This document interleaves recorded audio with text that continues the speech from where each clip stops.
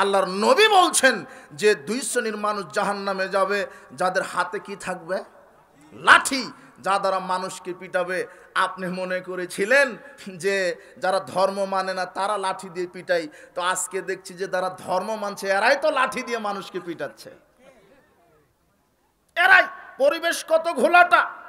এরপর আল্লাহর নবী বলছেন নিসাউন, দ্বিতীয় শ্রেণী মহিলা, কাসিয়াতুন আরিয়াতুন মুমিলাতুন মাইলাতুন, এমন কিছু মহিলা যারা উলঙ্গ পোশাক পরে থাকবে, পুরুষদেরকে আকৃষ্ট করবে, নিজেরাও পুরুষদের প্রতি আকৃষ্ট হবে।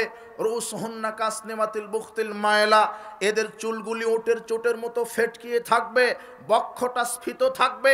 এরা ল্যাংটা উলঙ্গ আটোসাটো পোশাক পরে প্রদর্শনী দিয়ে চলবে। লা ইয়াদখুলনাল জান্নাহ, এই উলঙ্গ নারী জান্নাতে যাবে না। ওয়ালা ইয়াজিদনা রিহাহা, জান্নাতে যাবে না, জান্নাতের সুগন্ধি পাবে না। ওয়াইন্না রিহাহা লাইজাদু মিন মাশরিতি কাযা ওয়া কাযা, অথচ জান্নাতের সুগন্ধি পাওয়া যায় 40 বছর পথের দূরত্ব থেকে। এত বছর দূরত্ব থেকে জান্নাতের সুগন্ধি পেলেও কিছু উলঙ্গ নারী আছে, তারা জান্নাতে তো বহু দূরের কথা, জান্নাতের কি পাবে না? সুগন্ধি পাবে না। এরা কত খারাপ। এই হাদিস ইবারত করতে গিয়ে আরো দুটা হাদিসের কথা এখানে স্মরণ হলো। আলহামদুলিল্লাহ। স্মরণটা কি হলো? পৃথিবীতে আশ্চর্য জীবিত দুই ধরনের মানুষ আছে। পৃথিবীতে আশ্চর্য জীবিত দুই ধরনের, দুই শ্রেণীর মানুষ আছে যাদের জন্য দোয়া করা হারাম। যাদের জন্য দোয়া করা কি হারাম? একজন মুশরিক, মুনাফিক, এদের জন্য দোয়া করবেন, চলবে। কিন্তু দুই শ্রেণীর মানুষ, এরা এত খারাপ, এদের জন্য দোয়া করাই হারাম। তার এক, যারা হারাম খায়। কি খায়? হারাম। যারা বিড়ি, সিগারেট, জর্দা, গুলিয়া বা ফেন্সিডিল, গাঁজা, হেরোইন, এই যে যারা মদ খায়, এরপরে যারা সুদের সাথে জড়িত, এরপরে যারা ঘুষ খায়, এরপরে যারা দুর্নীতি করে, যারা জনগণের টাকা চুরি করে, দশের সম্পদ চুরি করে, এরা হলো হারামখোর। এরা কি খুর?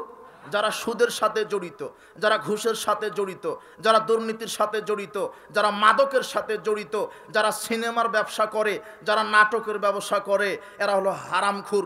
এদের জন্য দোয়া করা হারাম। দলিল কি? সহিহ মুসলিমের 423 নম্বর হাদিস। আব্দুল্লাহ ইবনে ওমর রাদিয়াল্লাহু আনহু বলছেন, আমি ইবনে আমেরের বাড়িতে গেলাম।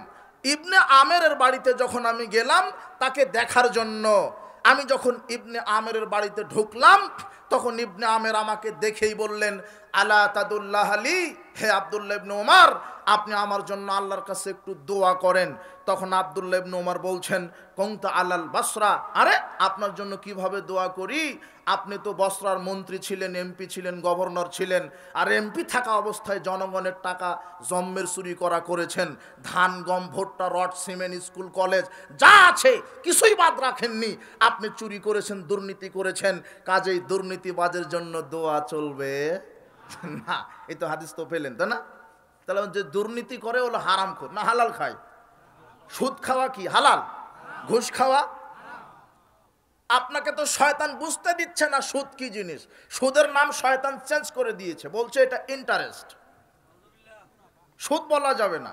ওই যে বলছে ওটা, আর একটা যারা দাড়ি টুপিওয়ালা, এরা বলছে যে ওটা ইন্টারেস্টও না, সুদও না, ওটা হলো মুনাফা।